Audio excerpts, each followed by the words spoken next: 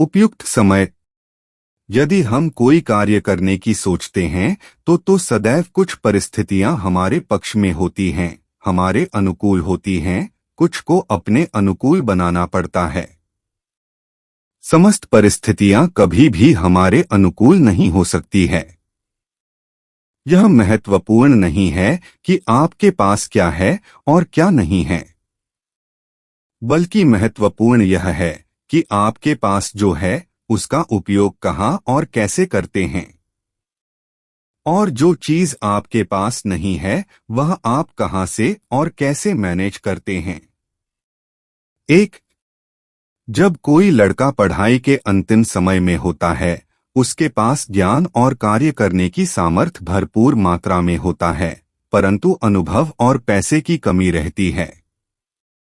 2, जब कोई लड़का नौकरी करता है उस समय उसके पास ज्ञान भी रहता है, अनुभव भी रहता है, परंतु समय का अभाव रहता है और पारिवारिक जिम्मेदारियां चरम पर होती है। 3, जब कोई व्यक्ति अपना नौकरी का कार्यकाल पूरा करके रिटायरमेंट लेता है उस समय उसके पास ज्ञान भी रहता है, अनुभव भी रहता है, पैसा भी रहता है, परंतु सामर्थ्य की कमी रहती है। रिटायरमेंट के बाद अधिकांश लोग जो थोड़ा स्वस्थ हैं वह अपने को व्यस्त रखने के लिए नौकरी करते हैं, व्यवसाय करते हैं या समाज सेवा में लग जाते हैं और उनके हर कार्य के पीछे कहीं ना कहीं उनकी अभिलाषा होती है कि हमारे न रहने के बाद हमारे किए हुए कार्य और संपत्ति का वारिस हमारे बच्चे ही हो या हम जिसको चाहें उसको मिले। कुछ लोगों के पास तो अथाह पैसा होता है और आखिरी समय उनको यह नहीं पता होता कि इसका सही और सुरक्षित उपयोग कहाँ और कैसे करें। उनके पास कोई सही विकल्प नहीं होता है, सामर्थ्य की कमी और किसी पर भरोसा न होने के कारण बर्बाद कर देते हैं।